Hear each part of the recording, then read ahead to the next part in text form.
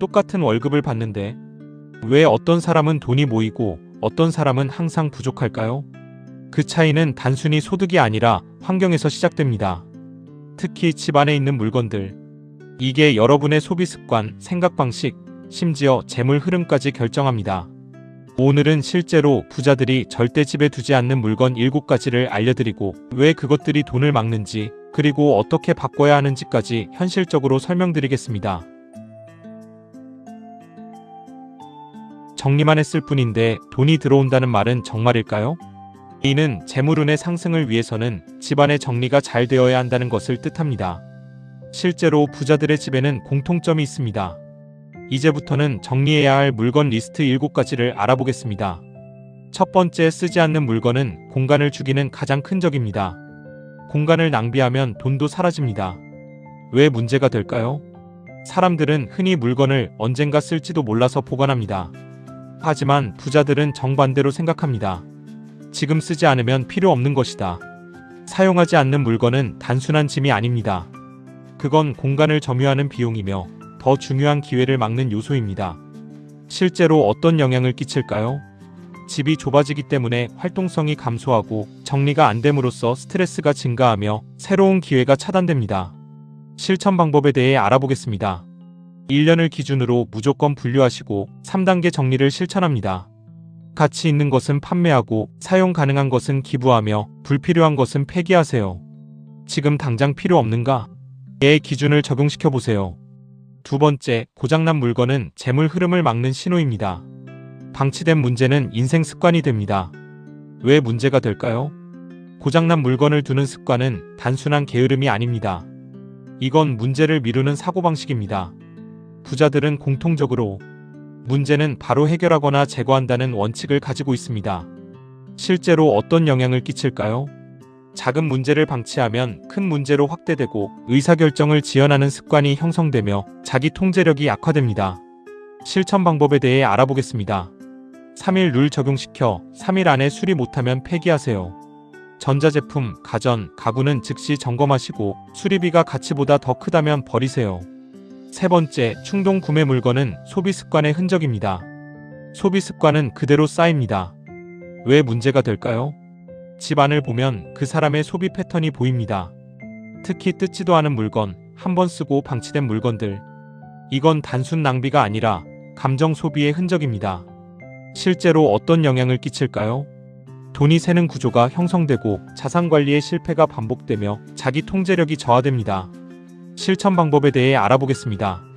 구매 전 24시간은 보류해보고 이 물건을 위해 시간을 쓰는가? 를 질문해보세요. 또한 카드 대신 체크카드와 현금 사용 비율을 증가시키세요. 네 번째, 과도한 장식품은 집중력 분산의 원인입니다.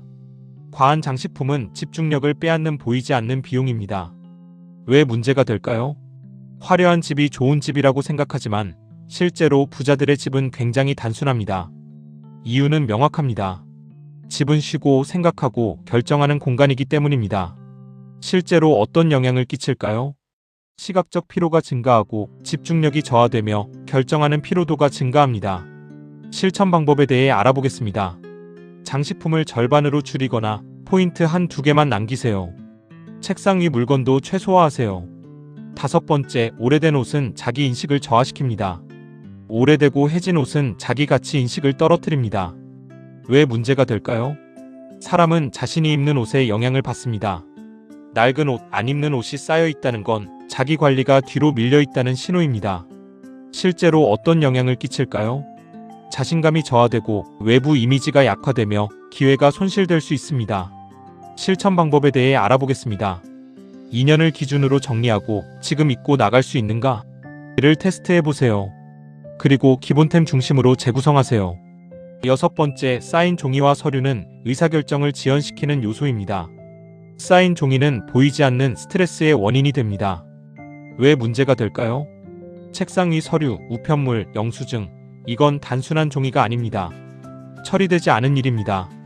실제로 어떤 영향을 끼칠까요? 지속적인 스트레스를 주고 업무 집중력이 저하되며 의사결정을 미루기도 합니다.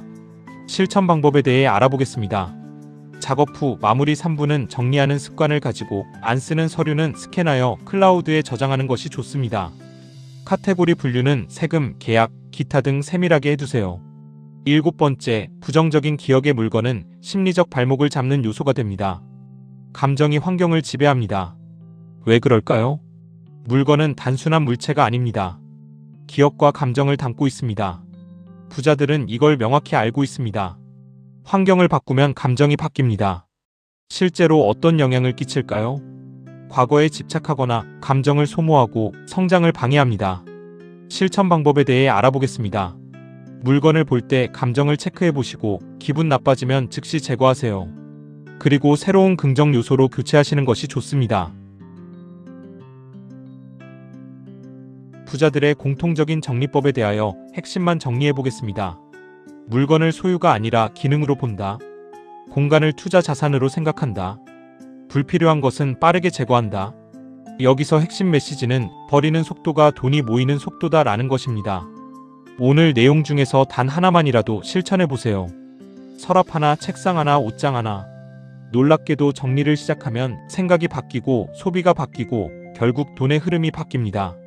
지금 당장 집을 둘러보세요. 오늘 이야기한 물건 중 몇 가지가 보이시나요? 정리는 단순한 청소가 아니라 인생을 바꾸는 시작입니다. 영상이 도움이 되셨다면 구독과 좋아요 눌러주시고 또 찾아와 주세요. 운도 균형이 필요합니다.